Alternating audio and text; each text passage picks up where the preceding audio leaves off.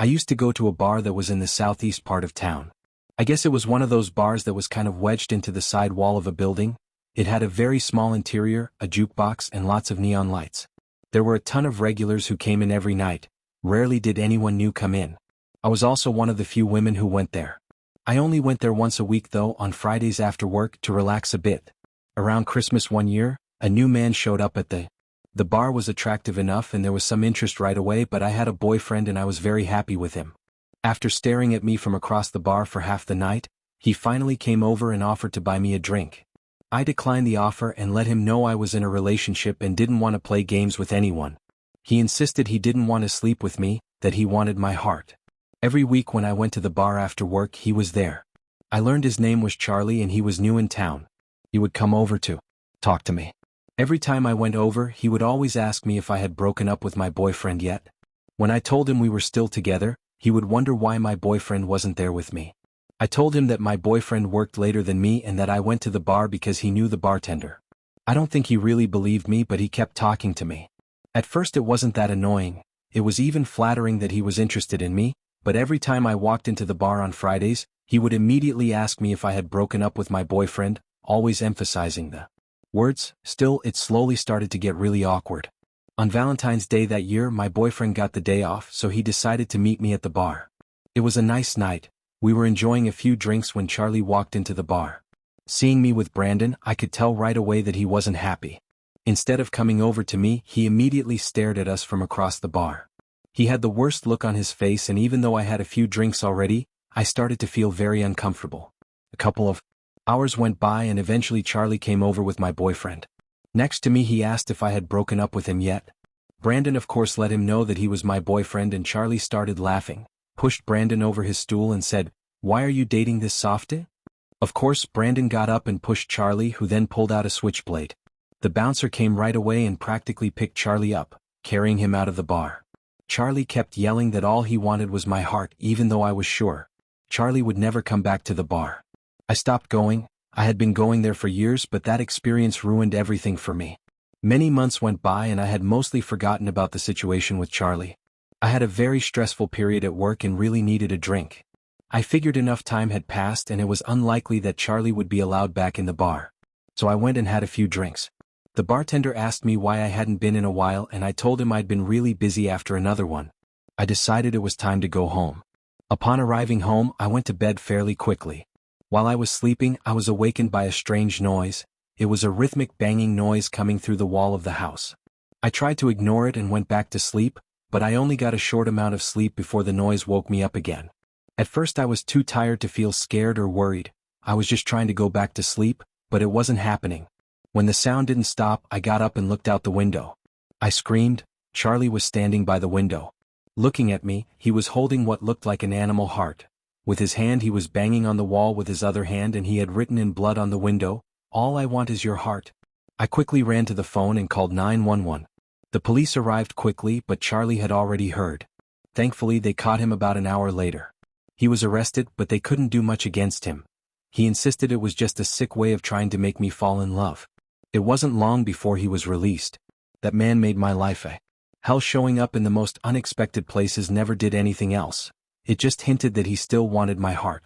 I lived in a constant state of anxiety, unable to move because I didn't have the means and my boyfriend couldn't always be with me. Eventually, I had to get a gun permit to protect myself, but I always had to be on guard. I never knew when I would see him again or if he would ever do anything beyond stalk me.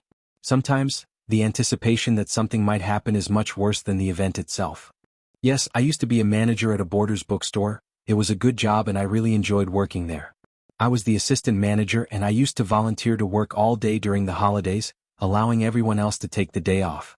This became a pretty regular routine for me, so in my first year there I decided to work on Valentine's Day. I wasn't dating anyone at the time, so it was easy for me.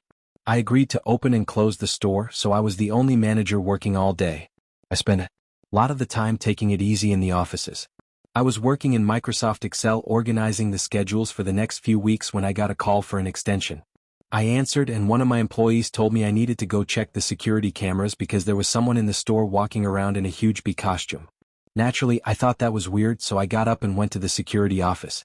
We had 4 TVs in that room with several cameras that could be switched out. When I looked at the monitors, I noticed something in.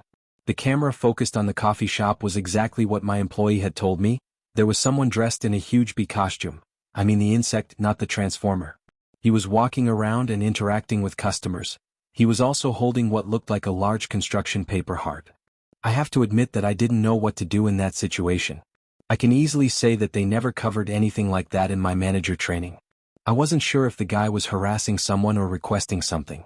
He just seemed to be walking around the coffee shop acting weird. Well, weird from my perspective because someone in a bee costume in the Borders store had to be a little off balance. I watched him for a few moments. He was pretty big actually, and he was moving around the store like he was dancing. I finally decided that it was bad for business and knew I had to confront the bee. I left the offices and headed to the cash register area. The bee was circling in front of the registers and some of my employees were upset. Customers were also invading the area. Curious, half-heartedly, I tried to get the bee's attention.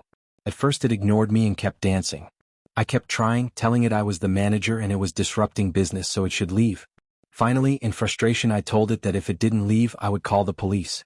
That got its attention. The bee pulled out a pen and started scribbling something on the paper heart it was carrying with it. It handed it to me and then started dancing toward the door of the store. Once it was gone, I looked at the card and read, "Big Bee says you're dead." I wasn't worried about it. It was an early start in the day and frankly, I didn't think much of it. It seemed like a silly threat, the kind of thing someone seeking attention would do. As the day progressed, I gradually forgot about the experience. It was so surreal that, although I couldn't quite get it out of my mind, I didn't see it as a real threat. At the end of the day I closed the store as usual, letting the employees leave before me. Once I finished counting the money and backing up the system, I went to the security office to turn off the monitors. Just as I was about to do so, I saw something on the screen. It was the same figure in the bee costume standing at the front door of the store. I stared at him in disbelief. The figure was there staring at me through the security camera with another piece of cardboard in his hand. He was holding it up, making sure the camera picked up the message. "Remember what Big Bee said?" My skin crawled as I realized this guy was waiting outside the store. My first thought was to confront him and tell him I would call the police if he didn't leave. I knew if I calmly walked out and told him to go away he would freak out. However, when I got to the entrance he was gone. He had disappeared into the darkness of the night. I stood there stunned, wondering if I had actually seen what I thought or if my mind was playing tricks on me. Anyway, I couldn't call the police without a direct threat and I didn't want to cause an alarm over something that could theoretically be a simple prank. I went back to the office and watched the monitors for about 30 minutes, hoping to see him appear again, but he didn't.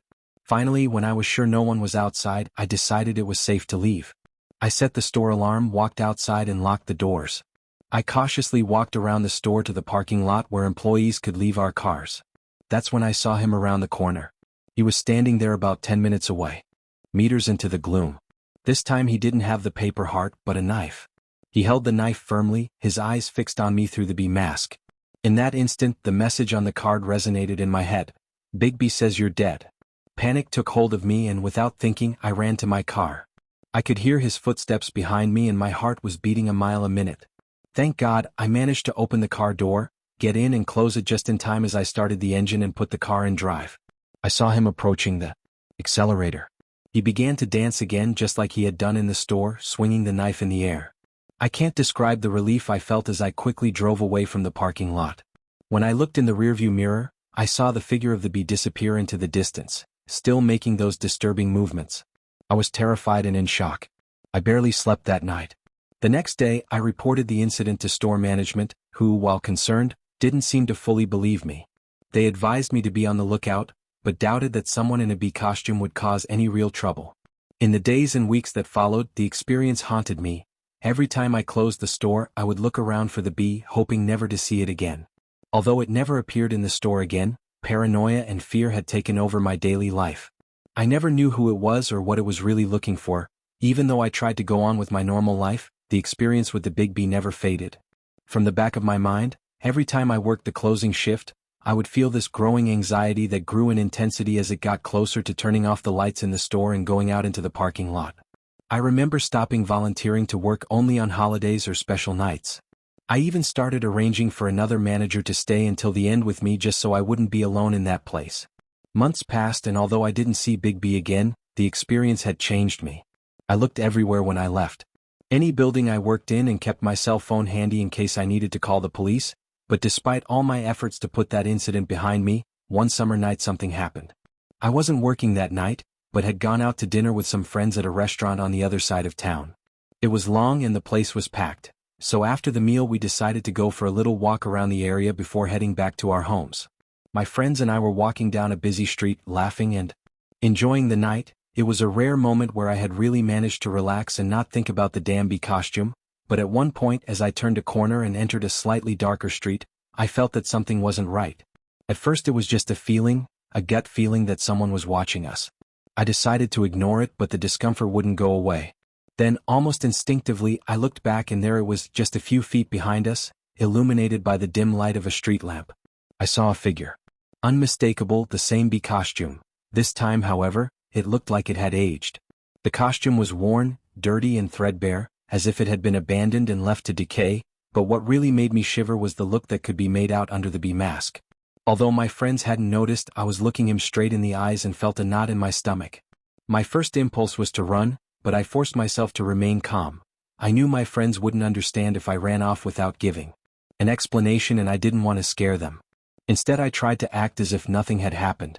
I took a deep breath and said, "Guys, I think we should take another street. This one is very dark."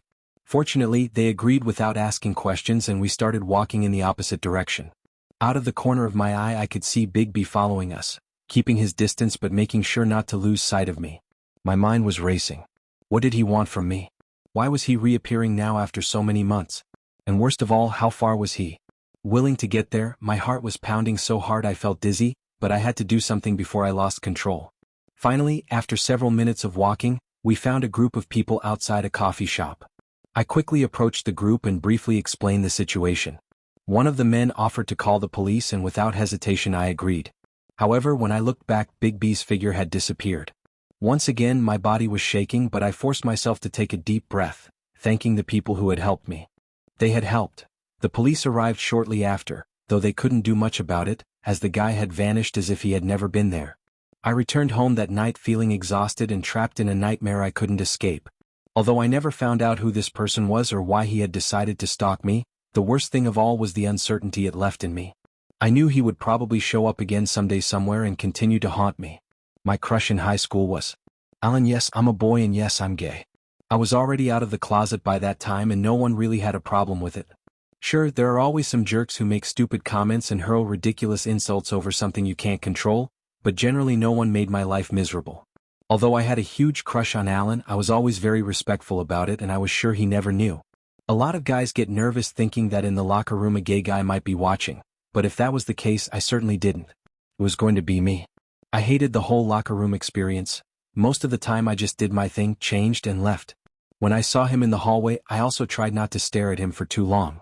Having a crush on someone is no reason to make that person feel uncomfortable. It made me happy to have that feeling and know that Alan would never find out, but my best friend Trinidad thought I should just say that I liked him. She told me that everyone at school already knew I was gay, so what could go wrong? If Alan had wanted to beat me up for being gay, he would have done it a long time ago. Worst case scenario, if I told him I liked him and he wasn't interested, he would let me know and my heart would break for a while. But at least I would know the truth. Despite Trinidad's advice though, I never got up the courage to tell her. I wasn't that shy about it though. One day in the cafeteria, about a week before Valentine's Day, he went and told Alan that I had a crush on him. I didn't know what his reaction was. I was too embarrassed and humiliated. I quickly left the cafeteria and for the next week I did my best to avoid Alan. Trinidad told me that Alan hadn't believed him and that he hadn't said much else. I don't know, it just seemed like a lame excuse to me. It was clear that he was uncomfortable with the revelation and that Trinidad's idea had been a failure. I was even more embarrassed now and I didn't even dare look at him. On Valentine's Day I left school as soon as the bell rang, not talking to anyone, not even Trinidad. Behind the school there is a small forest that I used to go through on my way home. As I got closer I heard someone calling my name. Josh. I looked back and was very surprised to see Alan running towards me. My heart started beating fast, more out of fear than anything else, but when he got to my side he had a big smile on his face. "Thanks for waiting for me," Alan said, smiling. "I wanted to give you something." "What?" I asked, still thinking he was going to hit me. Alan reached into his backpack and pulled out a box of chocolates shaped like. "I would love for you to eat some of these with me from my heart." He said he was so happy that I couldn't even respond. All I did was nod as a big smile spread across my face. Alan and I sat down behind a tree. He opened the box of chocolates and offered it to me. I took one and ate it. He put the box on his lap as he talked to me. After I finished my first chocolate, he offered me another. Alan talked, but I barely heard a word he said. I was so excited that I could barely think when I had already eaten 5 chocolates. I was feeling very happy. It was then that I noticed that Alan hadn't eaten a single chocolate. I looked at him as he spoke and realized I had no idea what he was saying. It wasn't just because he was excited. I could see his lips moving, but I didn't understand the words. As I leaned back against the tree, I saw Alan lean over me, grabbing my jacket and starting to pull it off.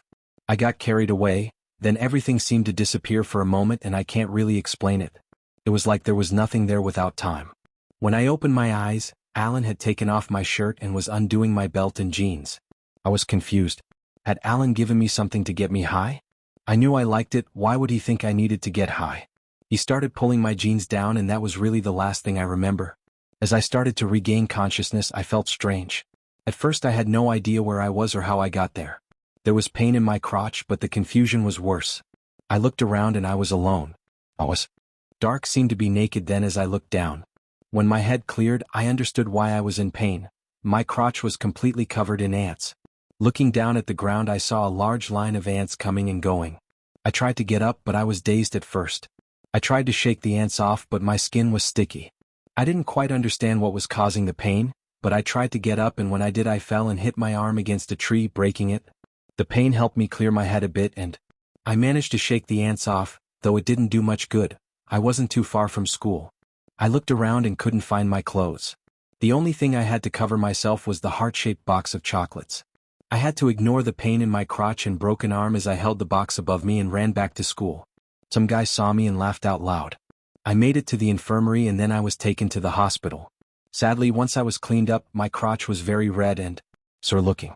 Terrible, and there was some scarring when it healed, but apparently no serious damage.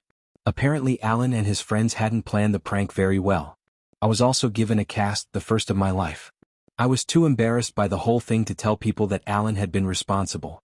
I kept the story to myself. For almost 2 weeks I was in pain. Every time I walked I had to endure laughter from everyone, but nothing hurt more than the laughter of Alan and his friends every time I saw them. The worst part of all this was that 5 years later I saw Alan again dancing in a gay bar. Turns out he was gay, which made the whole homophobic joke even worse. I was still furious with him for what he had done. Luckily, I knew some really big, strong guys who were good friends of mine and weren't opposed to helping me get back at my high school crush. Who wouldn't want a house in such a peaceful setting, right? The third day we had our next-door neighbor came over to introduce herself. "Hi, my name is Ima," she greeted us cheerfully.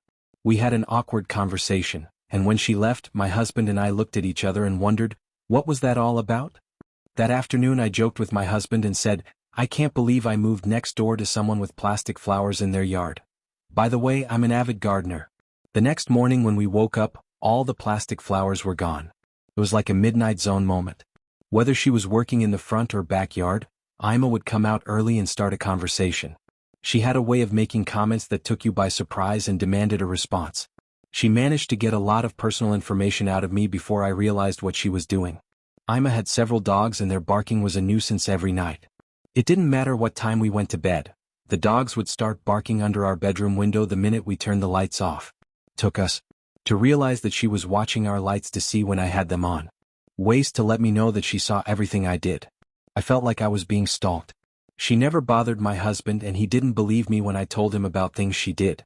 And she would tell me, "One day I took my husband's car to go somewhere, and I guess he assumed I was home alone." She started with her stalking and disturbing behavior. When I got home, my husband was shocked. He never doubted me again after that. We had a good neighbor across from us, and one day I asked her if she had any problems with Ima. She told me stories of years of abuse. Well, what have we gotten ourselves into? We finally contacted animal control and filed a complaint about the barking. They asked us to keep track of when the dogs started and stopped barking. The result? They were barking 60 to 70 hours a week. After a couple of weeks, I couldn't waste any more time keeping track. Ima wasn't happy about the dog's complaint. Her next move was to call 911. On the night of February 13th at 11:45 p.m., 2 patrol cars and 4 police officers showed up at our door for a domestic violence call courtesy of Ima. Happy Valentine's Day, I guess. Every few months Ima would get the urge to call 911 and report me for harassing her, though by then I wasn't even talking to her anymore and would barge into the house every time she went out. What we didn't know then was that Ima had a wheelchair, and after calling 911 she sat in it before they arrived. The cops would tell the officers the story that she was a poor, disabled, elderly woman who was being brutally harassed by me. I am 2 years younger than Ima, by the way. Yes, I am also a senior citizen. Then the cop would come to our house to scold me for being such a horrible neighbor, given that my hair is not gray. Thanks to my hairstylist, I look much younger than Ima. So the cops assumed she was much older and more vulnerable. After several episodes of this, we installed video cameras. Undercover 2 months after putting up the cameras, Ima craved the company of a uniformed officer. After hearing her tearful story, he came to our house and told us that he agreed to let us see the video recordings. The visualization left him speechless. Not only was there no wheelchair in sight, but everything she had said I had told her, she had actually said and done shortly before it was installed, because Ima called first with a bunch of lies. The officer who responded refused to see the recordings. Anyway, from time to time Ima would park her car in front of our house and just stand there watching us. She would take pictures and videos of us from inside her house. She only did this once after we installed the cameras. They are covert, but to a certain extent. If you hold a camera up to them, you can see them. After that, she reduced her behavior. Things were quiet for almost a year. Then one night we heard a loud bang and the house shook. We looked out the bedroom window and saw a couple of cars parked in front of Ima's house and some people milling around in her yard. We got up and checked the video footage and saw Ima's son light something and throw it towards our house in the direction of our bedroom. After the explosion that shook the house, we called the police, but since there were no injuries or damage to the house, just burned plants in the garden, they didn't even want to file a report. A few days later we met with a real estate agent. So, psychopathic neighbor, I hope I never see you again. TLD door. When we finally ran away in terror 6 years later with almost 50 pages of documentation of harassment and terror from the next door neighbor, a woman in her 60s. This happened to me when I was 13 and I am now 18. I was on vacation in Cancun with my family, which included my parents, my brother and 5 of my cousins and their parents. During the day we all did our own activities, but we would meet up for dinner at the resort, and after dinner the adults would hang out at the buffet restaurant talking while us kids would go spend the rest of the night by the pool. On this particular day of the trip, it was Valentine's Day, and one of the adults had gotten candy for all of the kids. I left my share of the candy in my immediate family's hotel room, which we shared. While I was hanging out with my brother and cousins after dinner, 2 of my cousins were going back to one of the rooms to pick up their candy, so I decided to join in. We were on the same floor and just one room away from them. I picked up my candy, but one of my cousins had to use the bathroom. So I waited outside in the hallway. While I was waiting, I noticed a guy walking back and forth down the hallway. He was tall, or at least he seemed tall to me because I was a 13-year-old girl. He was bald, with what I think was a bit of facial hair, but I don't remember that detail clearly. He was wearing a t-shirt that looked like one my dad had from the Eagles band. It was like gold and white or gold and black. I don't really remember. Anyway, he was walking back and forth down the long hallway on the hotel floor. He said hello to me once on the 3rd turn and kept walking. On the 4th turn I noticed from a good distance that he was carrying a drink in his hand.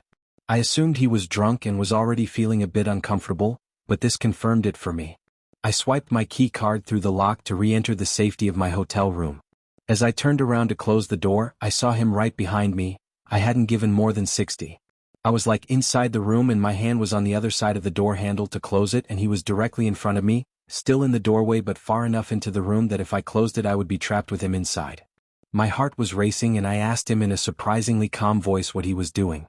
Even though I sounded calm, I was terrified. He just looked at me blankly and stammered, "I don't know," in response to my question. We just stared at each other for a moment. A few seconds before I tried to close the door, as soon as I pushed the door open, I felt him push it back to keep it open. I didn't say anything and neither did he, as I used all my strength, plus the adrenaline coursing through my body, to close the door on him, leaning my entire body weight on it. Even after the door closed and locked automatically, I stayed calm and called my mother, somehow managing not to cry, even though I was very close to doing so the whole time. All of this was going on. My cousins were still in the other room and came out after I closed the door on him. They assumed I had gone down to the hall to wait for them. A lot of other things happened as my dad and his cousin tried to find the guy while I waited in the room for my mother. Honestly, it's a more complicated story than I'm telling, but I'm just explaining my part. After about 15 minutes of everything that was going on and now my whole family being in the lobby worried about me, the hotel security finally brought the guy in and they started questioning him. What I will say about the background is that the guy had stolen a walkie-talkie from security, and when my parents got to the floor, the guy was still there. My parents asked him if he was security because some guy had broken into their daughter's room. The guy obviously lied and insulted my mother. My mother was telling me all of this while we were in the lobby. At that point, my dad came over to us to get a clear picture. I told him everything about what had happened to me, and he walked over to the guy who was still being questioned by security and asked him, "Did you break into my daughter's room?" The guy told him to go away and slapped my dad, which was exactly what my dad wanted. He started punching the guy and he fell over the corner of a marble table, splitting his head open. The guy may have been drunk when all this happened, but my dad didn't care and neither did I. Later that night, my parents, my brother, and I were back in our room after everything was over, and my mom started crying her eyes out. I'd never seen my mom cry like that before, and it still makes me cry just thinking about it even as I write this. Thanks to my gut for telling me to go into the room, and thanks to my obsession with crime shows at the time for teaching me how to stay calm in situations like that. Thanks to the security guards and thanks to my parents. To that guy, I hope I never see him again, but if I do, you'll be the one who should be scared because I've gotten a lot crazier since I was 13. Little Snack was a bar run by the cafeteria workers in the student center. Pill was the man who ran the cash register at this snack bar. He was a short man in his late 100s. He always had a smile for anyone who came to visit. He loved it when the adults in the building came over for food or drinks, and he would try to strike up a conversation with anyone who happened to be around. When talking, he seemed sad and lonely. For the first few months when I would come over for morning tea, he would always ask me questions. I was in a serious relationship at the time. I had been with my partner for 6 years and we also had a child together. He seemed genuinely interested in getting to know me. He never gave me any bad vibes. He seemed like a sweet father or grandfather type of guy. Over the summer, between my first and second year working, my boyfriend and I ended our relationship. I didn't talk about it at work when I could help it. It was painful to talk about. Because we had been together for so long and we also had a child, I was trying to date other people online. I was on all the major apps: Facebook dating, Tinder, Plenty of Fish, and Bumble. I live in a fairly small town, so the same men were on all the apps. I went on a few dates, but overall the whole process was a mess. I was only on the apps for that first fall semester of my sophomore year and then deleted them all to stay single. During that time, Bill's attention began to shift. He would get very excited when I came down for my morning drink. He knew about my breakup and asked me how I was doing on dates.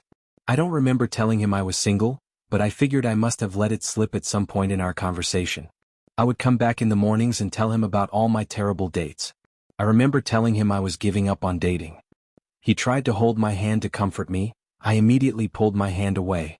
I said that I was fine with my life and that I wouldn't date anyone again until I was happy with just myself every morning. That he would come back, I would notice that he kept trying to find excuses to touch me. He would say that I had hair on my clothes or that I needed to fix the alignment of my jacket, and he would do it. I started to feel very uncomfortable with his attention. I stopped going down to get my drink. I told him that I didn't have time in the morning anymore because the library was getting more kids who needed me to borrow books before class started. Since I didn't come down to see him, he started coming to see me. He started bringing me tea. If it wasn't on my desk, he would leave it for me to find. At first I wasn't too bothered. He would just show up and I didn't have to fake a smile when he came. After a few weeks, it wasn't just tea anymore. He started bringing me food too.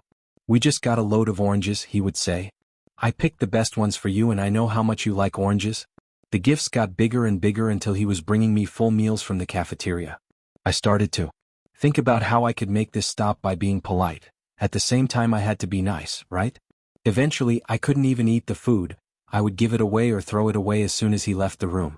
The next time he came down with his arms full of free food for me, I told him I didn't want him to bring me any because I was on a diet and was bringing my own food to school. "You're perfect just the way you are," Meme said with a big smile. I replied, "Thank you. Why do I feel the need to be nice to people? Creepy." I would ask when he tried to bring me food, thank him, and remind him I didn't want any more food. When he came over and I wasn't at my desk, I would crouch down and hide until he left. Students started asking what was going on. I am a grown woman and the person in charge of these students, and I am hiding on the floor behind a stack of books to avoid talking to him. Even the students said they didn't like him. The students had nicknamed him the Troll, a very apt nickname. He eventually understood that I didn't want any more food from him. I had a month of glorious silence. no visitors, just awkward greetings in the hallway if I passed him. My second year as a librarian ended. When third year started, I had a lovely summer without thinking about him. I walked into the library on the first day and there was a gift on my desk. I opened the package. It was a thermal coffee tumbler and a Starbucks gift card. No name or card to say who had given it to me. I wasn't sure if it was him, so I went down to ask him. He said he wanted to buy me something special to get my school year started with a smile. I accepted the gift and thanked him. I'm not going to say no to some free drinks. I shouldn't have accepted it, I know. Now the gifts didn't stop. At least once a week he would bring me something. Each gift became more expensive and I felt more and more uncomfortable. In October I told him to stop, not to bring me more things, not to buy me anything, that he made me feel uncomfortable and that I wasn't going to buy him anything in return. He didn't listen to me, he kept bringing me things. I knew he couldn't afford everything. This was on a cafeteria worker's salary and I told him to just stop. I started to get angry with him. I didn't smile or thank him anymore, but I realized my biggest mistake. I had accepted the gifts. I accepted them because I didn't have much money and the gifts were really all the things I liked. He should never have accepted them. I started to confide in other co-workers and told them how uncomfortable the whole situation made me feel. Most of them responded with, "He's single and he's really nice. He obviously likes you." I know. He's older, but maybe you should give him a chance. I didn't do that with every unwanted gift. He'd say, "I know you told me no more gifts, but I just had to get you this." On Valentine's Day of my third year working at this school, I found a huge gift basket on my desk. I gave it back to him in full, told him it was too much. I think it was $50 total. I told him to keep it. He said if I accepted it, it would be the last gift and he promised. I accepted it and made him repeat that indeed would be the last gift. I didn't get a chance to try it. The next month, the entire country shut down for COVID. A place where everyone was either related to each other or hated each other. I had no family there, so yeah, but he had a cute blonde girlfriend and was pretty hated too. So nothing serious, just mild harassment, occasional fights. But had been increasing, so that's why on Valentine's Day my girlfriend and I decided to skip the school dance and stay at her house to watch a movie while her parents went out. Was better to avoid trouble. We borrowed her dad's car, a little Honda hatchback, and drove into town. We stopped at the video store for a movie. Then we went to Dairy Queen for ice cream and then we headed home. She lives out in the middle of the woods, along a lonely road with no street lights. We were chatting and eating our blizzards when all of a sudden a car pulled up behind us. It wasn't a big deal. However, what was a big deal was that when the lights flooded into our car, I saw two hands in the back seat and a head sticking out of the trunk of the car. As soon as the lights hit it, the head and hands pulled back down. I felt a chill run down my spine. I slowly reached out and pulled out my pocket knife, which was the only thing I had. She saw me and asked out loud what was going on. I told her it was nothing, I just had to stop by a friend's house for a moment. I knew that was a lie. Because I didn't have any friends, I pulled up to the next house that came into view and jumped out of the car yelling for her to jump out too. She got out totally confused. Then I threw the driver's seat forward and dove into the back seat in maniac mode.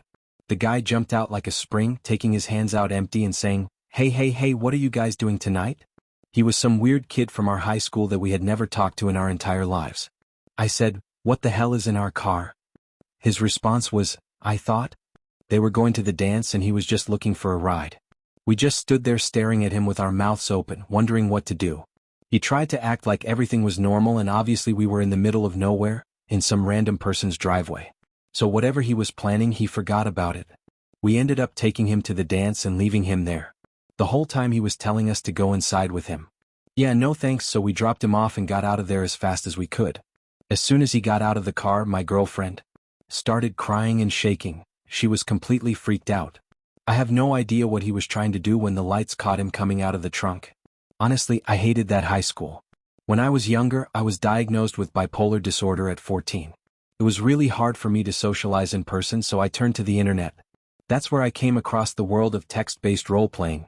It became my passion and even led me towards my career as an artist. My initial interest was in Dragon Age, so I joined a group on DeviantArt and loved that group and spent all my time in the IRC chat, which naturally led to a drop in my grades. That's when I met Marcos. After getting a little interested in Slender Man, I discovered the blogging and role-playing world of Slender blogging and started following as many blogs as I could. I even dedicated a Gmail account just for that and dove into creating my own blog about Slender Man. I played a character that was basically me. I even shared my own name. I posted Short videos of myself running through the woods or talking in front of the camera. Marcos was another player and his character was on the enemy team. I played what was known as a runner or someone running away from the ancient horror, and he was a proxy, a servant of Slender Man. The interesting thing was that he wasn't just a pawn, he was basically one of Slender Man's elite soldiers. Still, we ended up talking over email, but he never broke character, so I didn't either. We continued to play together. For over a year and a half, until I ended up breaking character with another player who was also friends with Marcos. This, of course, he told Marcos immediately, exclaiming, "Oh my God, she's not crazy," as we had all thought. The others actually believed this was real. Marcos wrote me excitedly telling me that she wasn't crazy. We quickly became very good personal friends and always referred to that moment as the best moment in the history of the role for most of the time we knew each other, talked almost daily, and he always seemed to do his best to accommodate my schedule, even though he lived 2 hours behind me. I was 15 and in high school at the time, so I woke up every day at 5:30 in the morning to go to school. He was pretty honest about his age, and me being pretty mature for my age, I didn't mind that he was 19, almost 20, and I was 15. At the end of the year, when we started talking out of character, summer break came quickly, which only made it easier. We talked all the time. I remember one night when he convinced me to stay up and video call him for the first time. I had never seen his face before and I was excited. I locked myself in the closet and we talked almost all night until my dad came in at 4 a.m., confiscated my computer and banned me from having it in my room at night. After that, I ended up giving Marcos my phone number and we got even closer. Then, while at a friend's house, I told him I didn't think he was capable of surprising me, and he responded by asking me to go out with him. Being a 15-year-old girl, I was thrilled, although I was also hesitant. My friend helped me think things through as he had been a gentleman to me the whole time, so after a 45-minute walk with my friend, I called him and excitedly said yes.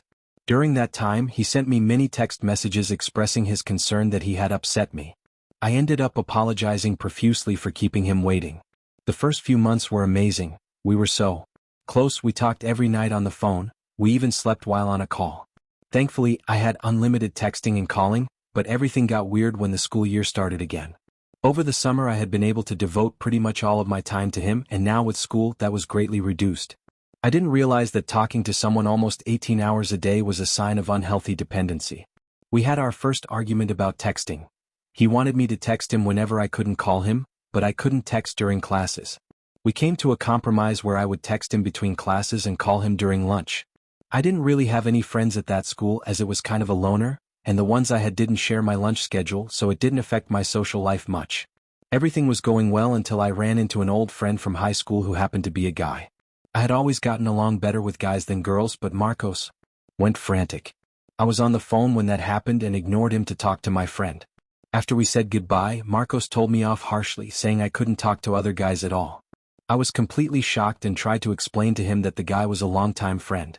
Marcos then had a complete meltdown and told me that his ex had been unfaithful and that he couldn't trust any other guy with me because he was afraid someone would take him away from me.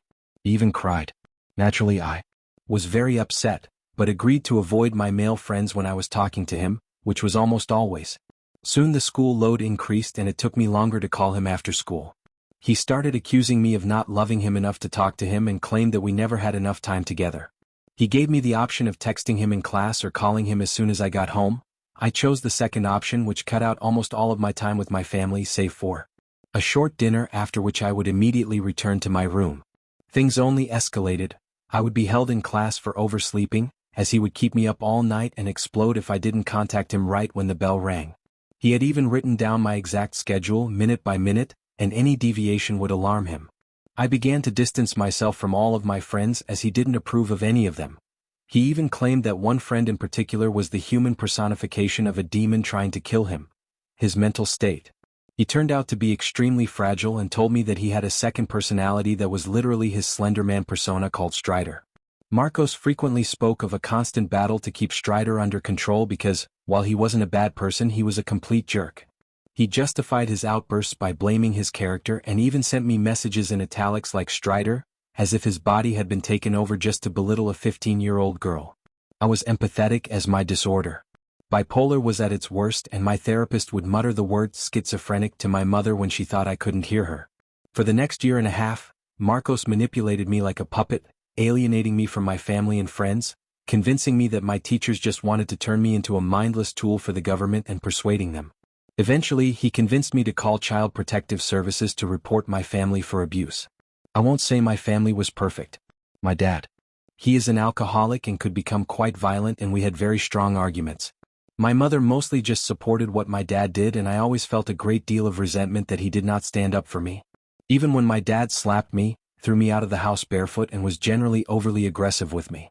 However, they did care about me, and my home was clean, warm, well stocked with food and my sisters, and I never lacked anything physically. We were also frequently given things that we wanted. The system would have destroyed my sisters, who were quite young at the time, when my parents found out I had made the call. I panicked and ran away from home, going to stay at a friend's house. Marcos wanted me to stay there until he could get a friend of his from Augustine to come get me, but when I turned on my phone in the morning, I saw the messages from my family and knew that I had terrorized my sisters and that the police had been called, so I arranged for my dad to take me back home. I didn't let him pick me up from my friend's house because I knew he would threaten to sue his parents for helping a runaway. I was given 6 months of juvenile probation and had to attend several sessions with a state-appointed therapist. This was all because I falsely accused my family of abuse, and my parents were subjected to a second investigation by Child Protective Services due to me running away from home. In the end, Marcos and I would break up every week and get back together when he would send me pictures of horrible cuts on his arms, threatening to kill himself.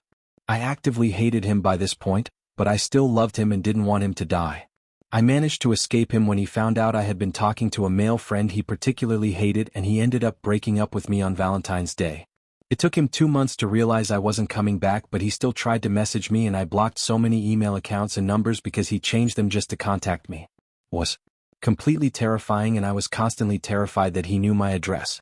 But eventually he disappeared, and I slowly started trying to rebuild my life.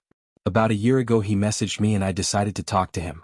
He claimed he had gotten married, but I really doubted that despite the one picture he sent me. I asked him what date his wedding had been, but he couldn't tell me. And he first tried to claim it had been in December, 2 months before he broke up with me. When I confronted him, he backed off and got defensive about that. After that I blocked him again, satisfied that he was still a miserable mess and hadn't caught another poor minor. So, Marcos, I hope I never run into you again. I recently wrote a very long post about how I received a Valentine's Day gift from a stalker at my front door. It made me remember an event that happened when I was about 7 years old. About 14 years ago I lived in a different house than the one I live in now. I've been in my current house for about 10 years. So if that happens, great idea. Anyway, where I used to live now is the worst part of town, but it was never like that when I lived there as a kid. It only got dangerous when I was in 6th grade. After that, I moved to the other side of town where it's much safer. It wasn't uncommon for parents to let their kids out alone. It was a nice summer day in Texas. For once it wasn't 101 degrees, but it was still pretty hot. So I decided to go to the school playground with my dog. Her name was Katie. My house was literally right across the street from the school, so my parents used to walk me there every day. As I was walking with my dog to the park, I remember seeing a man on the sidewalk across the street. The man was dressed in all black. He was wearing what looked like a long black coat, black combat boots, and black sunglasses. This man was also fairly thin and tall, and his skin was very pale, like he didn't go out much, with very unkempt brown hair. He was staring at me as I crossed the street, but he wasn't doing anything. He was just staring. Even with his dark sunglasses on, I could feel his gaze. When I got to the park, I saw one of my friends there and told him about the man in black on the sidewalk and how he had been staring at me. We went over again to see if he was still there, but he had already left. So my friends thought I was lying, saying, "Who would wear black in the summer? That's crazy." Remember, I live in Texas and our summers are very hot and humid, so it was extremely rare to see a man in black. Someone dressed all in black, so I didn't worry and just went on playing with my friends and my dog like nothing had happened. For the next week, that man would always watch me as I walked to the park, but he would disappear once I got there. Now, if this happened today, everything would have been very different, but I was a very naive little girl at the time. After a week, the same old thing happened, watching me as I crossed the street, but when I was coming back, he stopped me and asked, "Can I pet your dog?" The dog was growling at this guy, and she never used to growl at anyone. It was the first time I had seen her so aggressive. I shook my head no, unable to say a word, and ran back to my house with my dog. Once inside, I told my mom what had happened. She immediately became worried and went to the playroom to look at the sidewalk where he was standing. When my mom looked through the blinds, that man was staring back at us. Then after about 5 seconds he turned around and started walking away. My mom quickly called the police to file a report about the man in black. They never found the guy as far as I know, but I never saw him again after that day. I feel like he was going to try to kidnap me. He never opened his coat, so who knows what he was hiding, but if my dog hadn't been there, I feel like something horrible would have happened. So, man in the black coat, I hope we never meet again. This was definitely the worst Valentine's Day I've ever had in my life, and not just because of the ending of that night, but because of the sequence of awkward moments that kept adding up and the feeling that was in the air from the first moment we walked into that bar. I remember it in detail, every word, every look, every heavy silence that announced that something terrible was about to happen, but at that moment I didn't understand what was happening, or maybe I didn't want to understand. Valentine's Day had always seemed like a somewhat superficial celebration to me, but that year I wanted to give it a chance. Miguel, my boyfriend, had insisted that I do something. It was special, and although I'm not the most romantic person, his enthusiasm infected me. We got dressed up. And although it wasn't an expensive date or anything, at least we were planning to go out for a drink, to enjoy, to talk and laugh. We chose a bar in the center, one that we went to every so often and that had a relaxed atmosphere, live music, warm lighting and incredible cocktails. From the moment Miguel picked me up, I felt calm. It was a different Valentine's Day, and for the first time I was truly excited. However, that initial calm didn't last long. When I got to the bar, I saw someone I wasn't expecting to see, someone who had walked out of my life a year ago and who I never thought I'd see again, much less that night. My ex, Derek. He was there, in the same bar, sitting at a table in the back. He was wearing the same leather jacket I'd last seen him in, and he was accompanied by a girl I didn't know. She was a young woman with dark brown hair, attractive and cheerful, who obviously had no idea who she was sitting with. I couldn't help but glance at them a couple of times. Miguel and I don't give it too much importance. Let him do his thing and we do ours, he said, shrugging and smiling at me, trying to reassure me. The first few minutes of the night went by without a problem. Miguel and I were talking, laughing, and even though my ex was still in the back of the bar, I tried to concentrate on our conversation. Still, from time to time I felt Derek's gaze on me. It was as if he had somehow known from the first moment that I was there. Something about the way he looked at his gestures and how he talked to the girl who accompanied him gave me a bad feeling. Eventually, his presence stopped being a distant echo in my mind and became something impossible to ignore. At some point in the night I noticed that Derek had gotten up from his table and, staggering a little, was approaching us. At first I thought he might be going to the bathroom or the bar, but after a couple of steps I realized that he was coming straight towards me. I felt my stomach twist. I tried to concentrate on Miguel, who was still talking, without noticing Derek's presence. Finally, Derek came to our table and stood next to us, too close. The expression on his face was dark, almost empty, and with a hint of something I had never seen in him before, something dangerous. With a barely perceptible and halting voice, he greeted me, "Layla, it's been a long time since I saw you." I froze. It was like all the noise and laughter in the bar suddenly disappeared, like time slowed down. The last thing I wanted at that moment was a confrontation, especially on a night. I was trying to be calm and special. Miguel stopped talking as soon as he saw the expression on my face and turned to Derek, who was now very close, too close. "Hi, Derek," I said, trying to sound calm, although the discomfort in my voice was evident. "I hope you're okay." He smiled, a crooked smile that didn't reach his eyes. "Oh, I'm great, better than you can imagine." He turned his head to Miguel, his eyes shining with a mix of disdain and contempt. "So this is your boyfriend now," he said, emphasizing the word boyfriend. Almost mockingly, before I could respond, Miguel, keeping his cool and a slight smile, extended his hand. "Yes, I'm Miguel," he said firmly, "and you must be Derek." Derek ignored Miguel's hand and stared at him as if he were evaluating him, looking for some weak point in his posture, in his way of looking at him. "You know?" Layla said without taking her eyes off Miguel. "I didn't expect to see you with someone like that. I thought you had better taste." His tone gave me a stab of fear and I felt something dark take over the night. "Why aren't we here?" "Arguing," I said, trying to sound firm. "Please go back to your table." But he just laughed, a dry laugh that made the hair on my arms stand up. His laugh had no humor in it, just resentment. "Arguing?" "Oh, I'm not here to argue, I just came to remind you both of what we used to be." "You?" Layla seemed to have forgotten already. There was a long silence. The tension was unbearable. I could see on Miguel's face that he was trying to keep his composure, but his eyes hardened. He didn't want things to get out of hand. Derek had this way of being, of making himself noticed, of invading your space with a mixture of arrogance and contained rage that was intimidating, and now added to the alcohol, it was clear that his words could become something more. "Derek," I said, my voice barely a whisper. "Just go back to the girl who is waiting for you." she said in a mocking tone, looking back at the table where the girl who accompanied him seemed distracted, looking at her phone, oblivious to the scene. "Oh Layla, you know there has never been another like you." His words shook me. I hadn't seen him in a year. I had tried to leave that part of my life behind, a relationship marked by his controlling nature, his constant jealousy and that tone of voice that made you feel so small, so insignificant. I had fought to get out of that, to regain my security, and now I was there reliving every bad feeling from the years we shared. Miguel cleared his throat, interrupting my thoughts. "I think you've said enough, buddy," he said, his calm beginning to fade at the edges. "Buddy?" Derek repeated the word as if it were an insult. "I'm not your friend and I never will be." He looked back at me and his eyes now held something different, something sinister. "So you're really moving on, Layla, after everything we've been through? You have no right to be here bothering her," Miguel said, slowly standing up, matching Derek's defiant glare. In that instant, the two of them looked like animals about to face off, and fear washed over me.